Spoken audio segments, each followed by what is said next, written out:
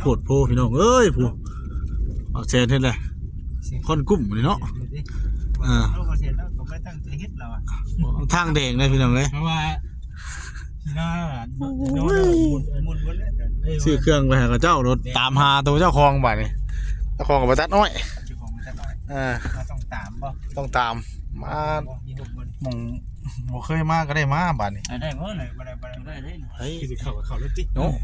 าะมาบ่ได้เข้าก่อนพี่น้องก่อนสิไปฮอดก่อนเติมพลังให้เข้าอยู่แป๊บนึงอุ้ยเฮ้ยนี่ครั้งนี้ยาผู้มันก็เก่งที่คุณเนาะเข้าไปบ่เอามาไปดอกครั้งแรกที่ได้เข้ามาเด้บ่ได้กินเลยดิฉันบ่ได้กินแล้วนี่คือยังไปบ้านกระเตาบ้านน่ะห้วยตู้นี่กระเตาน้อยคือบ่ขึ้นบ้านห้วยตู้โอ้บ่ได้กี่พุ่นนะถึกว่าอันนี้คือภารกิจตามตัวน้องลำคาญตามตัวน้องลำคาญมันต้องอยู่ผมมาว่ะไปเดี๋ยวติดตามกันเนาะอันบ่ปลาอ้อยพี่น้องเนาะถือว่าที่แถวนี้นะบ่เคยคุ้นเคยแล้วก็บ่เคยเข้ามาพี่น้องเนาะครั้งแรกมีแต่ปลาอ้อยแนมไปทางไหนกับพี่น้องเนาะเอาฮอดมองฮอดบอลแล้วบัดนี้พี่น้องเนาะตามตัวน้องน้ำค้านผมมาตัดอ้อยอยู่สวนนี่เนาะพี่น้องเนาะเป็นจังใดก็เข้าไปติดตามรับชมเมืองน้องการพี่น้องเนาะกับทักทายสบายดีและสวัสดีเด้อพ่อแม่พี่น้อง FC เบิร์ดสู่คนยินดีต้อนรับเข้าสู่ช่อง YouTube บ่าวบุญเผยชาแนลอีกแล้ววันนี้พี่น้องเอ้ยเนาะไปพี่น้องเอ้ยมาฮอดแล้ววันนี้น้องน้ำค้านเพิ่นมาตัดอ้อยพี่น้องเนาะมื้อนี้น่ะคือทางบ่าวแสนเนาะนะครับนาทีเป็นสะพานบุญกับทางผู้รักผู้ใหญ่ใจดีใจบุญเพิ่นเนาะซึ่งเป็นเสื้อแล้วก็ที่นอนพี่น้องเอ้ยเตรียมขึ้นเฮือนใหม่น้องน้ำค้านแหละพอดีว่าน้องบ่อยู่ก็เลยพากันมาหาเพิ่นอยู่สวนอ้อยเลยว่าซั่นเนาะเพื่อเพิ่นสิเมื่อตัดอ้อยก็6 โมง 7 โมงแรงเขาก็เลยซื้อมาแล้วเลยมาเอาตัวน้องเพิ่นเมื่อมอบให้เรียบร้อยก่อนพี่น้องเอ้ยไปครับพี่น้องเอ้ยมาถึงไปเบิ่งไปส้มลงกันเนาะบุกฮอดสวนอ้อยเลยมื้อนี้สบายดีเช่นกันเนาะบ่าวคำบ่าวแสนบ่าวจิตมาทำการมื้อนี้4 หนุ่มครั้งแรกเลยหมุนปลาหมุนรถมึงทึกนี่โอ้ขอแล้วปลาอ้อยลืมเอามีดเข้ามากี่เนาะมาตัดกี่นี่ไงมาตัดอ้อยชั้น1 มื้อตัดอ้อยก็แล้วเนาะตัดอ้อย1 มื้อตัดอ้อย1 มื้อสบายดีเด้อสบายดีเนาะเช่นกันไปทั้งไรปลาอ้อยหมุนรู้ยังมัดอะไรเนาะเป็นตัดเกินปัญหาหน่อยไปเอาแกเพิ่นจะบ่ให้เฮาบ่ไปขี่รถนี่มาเพิ่นรับส่งเนาะแบบว่าเพิ่นจะห้ามเอาอยู่บ้านเพิ่นเนาะแม่นมาเอาคนงานเพิ่นเพิ่นมาตัดมื้อเดียวบ่นี่นะเนาะบ่เห็นเพิ่นบ่ให้ว่ามาเอาคนงานเพิ่นเนี่ยว้าเนาะว่าดอกเดี๋ยวนึงกะเห็นว่าเพิ่นตัดอ้อยอีกว่าฮอดเสาอ้อยเพิ่นติบุกเห็นตัวจริงๆเลยเป็นธรรมดาเนาะย่องเหยียบเลยเหยียบน้ำเลยอยู่มาแต่น้อย1 มื้อนะได้มาเลยหาน้อยเมื่อแจกอีกเป็นมัดเลยเนาะงานเพิ่มอยู่บ่น้องน้อยนะตัดอ้อยนะมีเป็นมัดอีกทีเดียวประมาณนี้เนาะ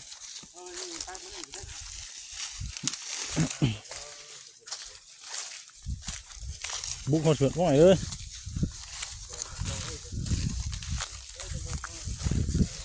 เหยียบชั้นเลยบอกว่านั่นนะเหยียบชั้นเลยบ่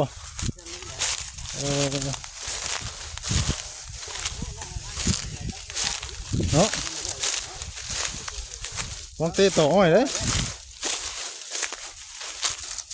ว่าถือว่ามันตัดมือเดียวได้หลายเด้เนาะ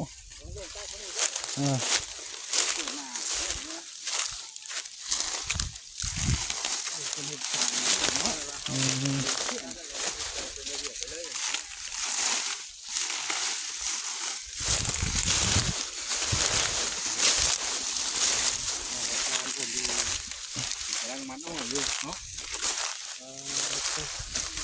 สบายดีเนาะโอ้ว่าตัดอ้อยวันนี้เนาะเพราะเอาไปแถวมันได้บ่เนี่ย โอ้สิพ่อน้องก็สิไปแล้วว่ะเอาเจ้าฮอดที่ว่า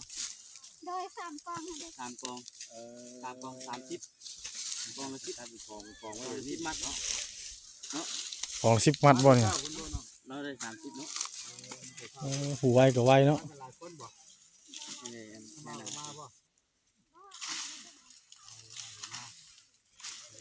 เออ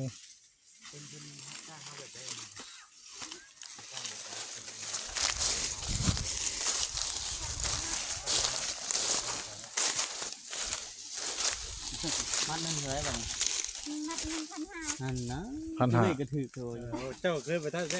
เคยอยู่ เด็กๆเป็นเคยใหม่พุ่น มัน 1,500 ปัญหาบ่ 2 มัด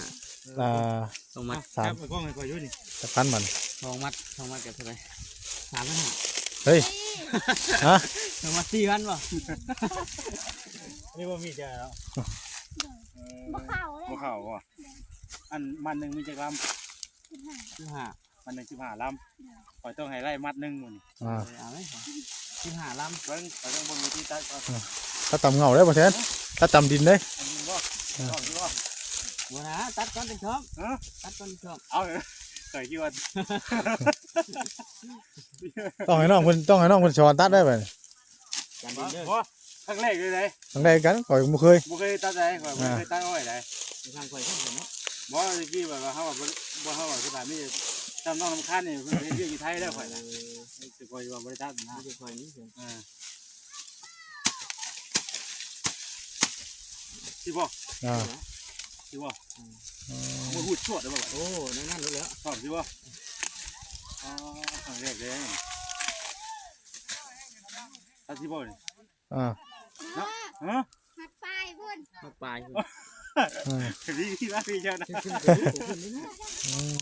โอ้โหพี่เลย ได้มัดแหละ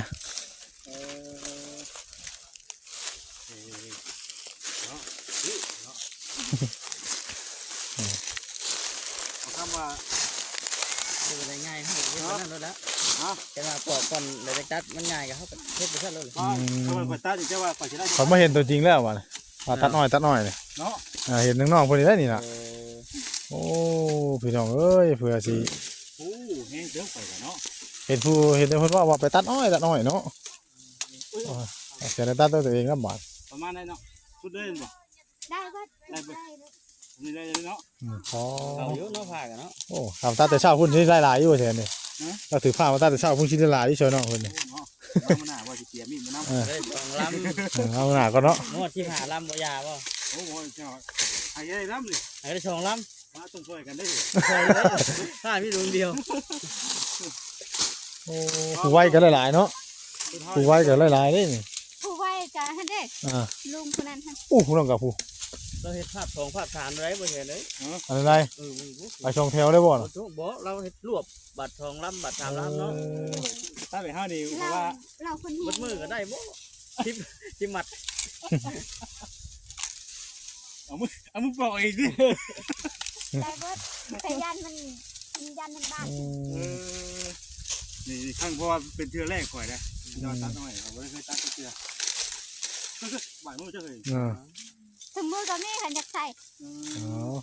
ใส่ถุงมืออีกบ่เนาะ ใส่บ่ใส่มันคันเด้ นี่เฮาตัดถุง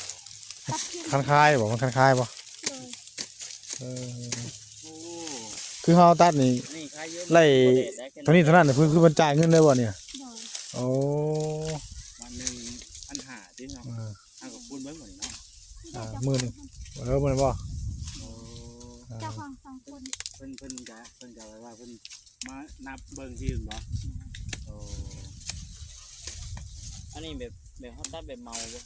เป็นเอาไปตัดลายก็ได้ลายใช่ป่ะ เพิ่มมาเป็นมัดมาเลย มันแค่ตัดได้ไล่กะถ้าตัดเป็นมัดเด้ เอาตัดเป็นมัดเนาะ เอาผู้กองแพไปเลยเนาะ สามเลยนี่ จะได้ง่ายว่ะเอาทางออกไปแล้ว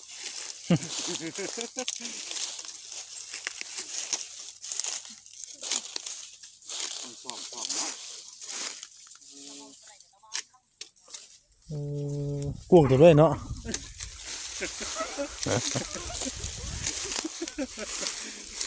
ระวังล่มด้วยฮะ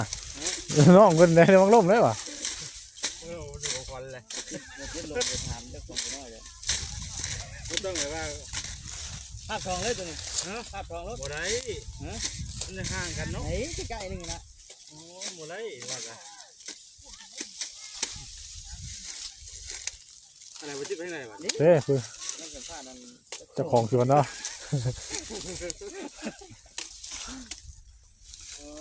ไอ้กรับได้เลยเอาดีกว่า ต้องท่านนับเลย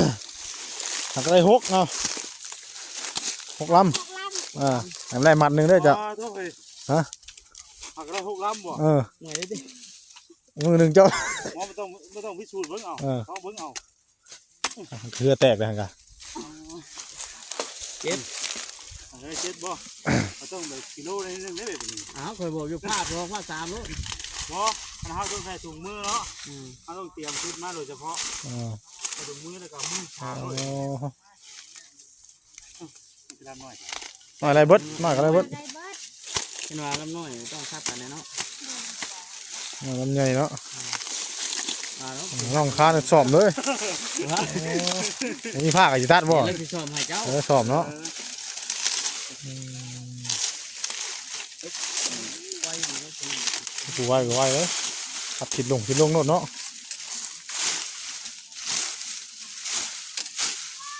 บ่ได้ก็คือใส่บ่นี่ก็บ่ได้ธรรมดาเนาะ นี่ เล่นตื้อบ่ได้เนาะ ขึ้นแล้ว เขาจะเอายาง ใบมันได้เนาะ จะไว้ได้พุ่นน่ะเนี่ย À. ได้แถวนี้จะไว้นิดเดียวเนาะ ถูกเนาะผู้ยิงใช่ไหมเด้ย แล้วก็ผู้ใดทัดลายลายนะนี่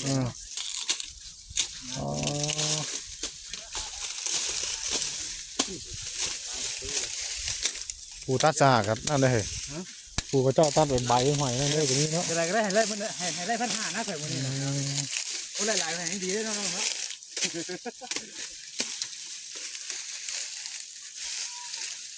แล้วแต่ล อะไรเป็นลำบ่อันนี้เขาต้องกองไว้เป็นพายบ่ตัว เนี่ยอะไรน้องเพิ่นหักได้3กองเนาะ ำน้องคายพลอยเลยก่อน จริง ไม่เป็นไรก็ได้แค่อันที่หาลำ ปัญหาได้แค่ปัญหา ได้แค่มันนี่ 15ลำมัดหนึ่ง เออที่ดูอมมันมีทางอยู่ด้วยที่ดูอมมั้ง น้องทานออกไปก่อนเด้อ คันว่าลายกะมันกับหมอมันก็เป็นได้ไหมได้บัด แล้วไม่เรามันเบาเว้ย ฮะ เนาะเชิงเชิงติ๊กเชิงเชิง โอ้น้องเพิ่นบ่ได้ใส่ไปท่านเด้อบ่ อ๋อตัว จะลำแล้วนะ นักบอลเพื่อนอะไร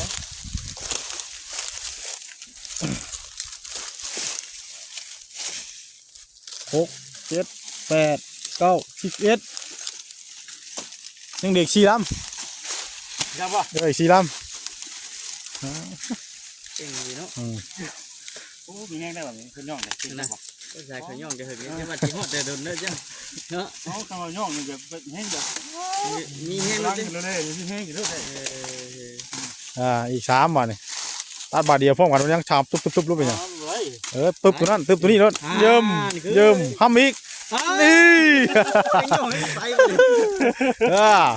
ชิดปลายจัดเจ็ดเลยว่าชื่อได้ข่อยกับทำมาเฮ็ดเคยเฮ็ดเนาะ ขย่องอีกจักบาทนี่ยัน ผมได้ ตัดไปเลยจ้ะ ไอ้มาที่ช่องมาเนี่ย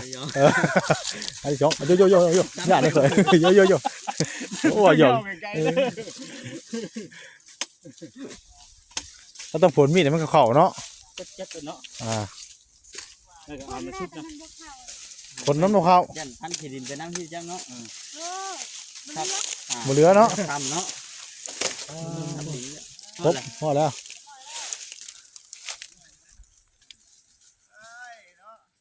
มาคิดมาลองมึงแน่มาลองมึงแน่ว่ะเขาได้ปัญหาเลยนี่เขาได้ปัญหาเลยนี่ ค่อยก็ เคยตายป่ะเคยตัดบ่ วันนี้จะให้ว่าคิดกับแอมเจ้าสาวคนแบบนี้ตายก่อน ถ้าตะกี้ก็รักอ้อยนะถ้าตู้บ่ได้มือกิน กินได้บ่นี่ฮะกินได้ยังบ่นี่กินได้ยังบ่นี่ บ่ได้เท่าไหร่ โอ้ยรักกินอ้อยก่อนเด้อจักลำใครนี่เนาะเขารักเด้อเนาะไปเยอะก็น้องนางทาน ที่ลองเบิ่งอยู่เนาะ ไปดิ ลองมัดมึงด้วยบ่ได้ฮอด ที ที่ มึ หาง ดู หวานบ่เนาะ โรงงานเพิ่นว่า โอ้ย ของงานด้วยว่ะ อ้อยชด ของงานน้อยใกล้เนาะ เพิ่นบ่พ่อรับประกันความหวานบ่ หวานนี่แล้วเนาะ เขาต้องเอาลำได้ หาลำเนื้อนะบวมเลย แล้วได้ปากพง ตัวหนาเจ้าไหนตัวหนาเจ้าไหน เขาต้องเอาลำแบบนี้ก่อน เอาลองก่อนสักลำเนาะลำไม่จะมาเร็ว คุณบ่ใจคุณบ่จ้าเนี่ย 30เกือบ40เนาะ 30เกือบ40นี่มันสิได้ บ่แลวก็เพื่อคำนี่เราสิได้อยู่ประมาณอยู่50นี่แหละบ่ มึงก่อนเด้อวันนี้เด้อ เอาที่บ้านนี่จะได้พันมัน เอามึงอ้อย เอามัดละ1,500ว่ะ อันนี้ได้ อ้อยหวานก่อน อ๋อมันละ1,500บ่โอ้ 50มัดได้เท่าไหร่น้องครับโอ้โห ได้ไหมก็ได้จังไหน คุณไปเอา 30 บาท หาได้34 นี่ได้ หาได้34เนาะ 1,500 นึงนี่เขาก็ 34 หดแสนนะ แหละ เนาะ โอ้ยล่ะกำเพิง ได้เลย ก็ได้52,500กีบ หาจบว่า เพื่อข้ามก็ได้แสนหนึ่ง คือคำได้อยู่เฉย อ่า เพิ่นสิให้อยู่500 เขากับเพิ่งให้เขากับให้ผมแล้วเนาะ อ่าอันนี้เล่าน่ะน้อยแลดไปหันจังหน่อยครูหันนี่อยู่แล้วท่านได้ตัดเป็นที่บ่ นี่ก็ให้น้องเพิ่นให้ได้ฮอดแกนนี่บุกแม่ว่าเห็น ปลาตัวข้ามพอดีเลย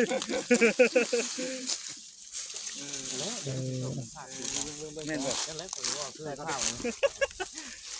มา วันนี้วันนี้มาตัดชื่อได้เลยแล้วชื่อมันเป็นพ่อได้ดีแล้ว ซีบ่ เพราะว่าขอพอดีดิขอจะขออ้อยไปเลย ไอ้คือบ่ได้ว่าบ่ขอคือว่ารักกิน มันชื่อว่ารักเนาะ เออ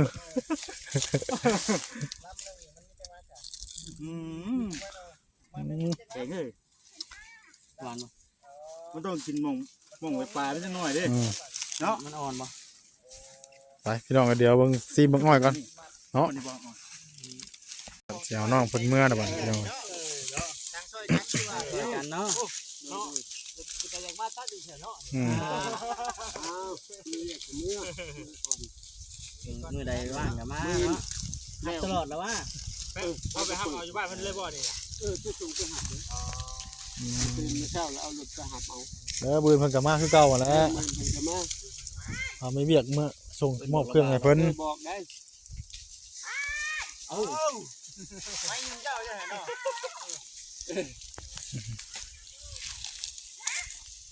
ซื้อของกินเลยพ่อกินเลย โอ้ ตอนเที่ยงเช้าซื้อของกินหน่อย โอ้ถือว่าเจ้าของเพิ่นนี่ ไข่ครบเบิ้ลเลยเนาะวายใจก็ไม่ได้ โยเนาะ ใจเขาก็บ่มีเวลาหากิน แม่น เขาเมื่อยเลย ลืมผ้า เป็นมาหมดเลยบ่ได้ได้มือเดิมหางบ่ได้สำคัญนะอีใจพระอีใจแบบ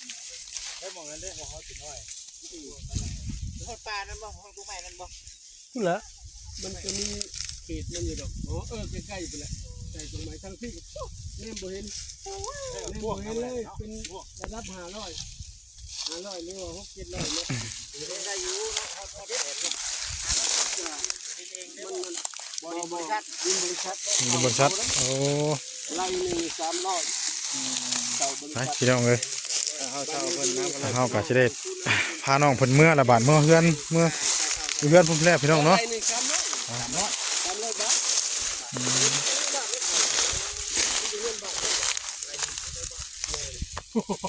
อะไรคุณเอาไป น้องมัน ตัดดินเลยหนองบุกมาครับน้องเป็นฮอดสดห้อยเลยอ่า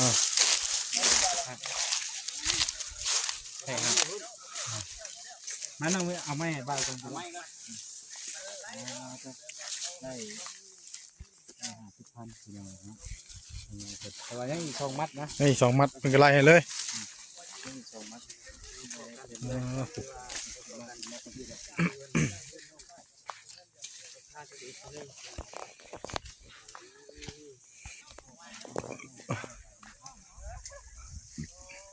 อันนั้นก็บ่ได้มาซื้อต่อ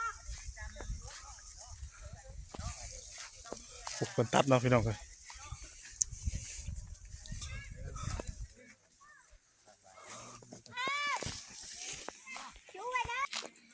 ไปสาพี่น้องเลยเนาะโอเคเด้อพี่น้องเด้อสำหรับคลิปนี้ก็จะได้ขอตัวลำลาจบคลิปแล้วพบพ่อกันคลิปหน้าคลิปต่อไปเพื่อนเมื่อต่ออยู่เพื่อนเพื่อนพี่น้องเลยผิดพลาดประการใดครับขอโทษขออภัยมาหาน้องเพิ่นอยู่สวนอ้อยเด้อมื้อนี้เอาสำหรับคลิปนี้ลาอะไรเด้อพี่น้องเด้อสบายดี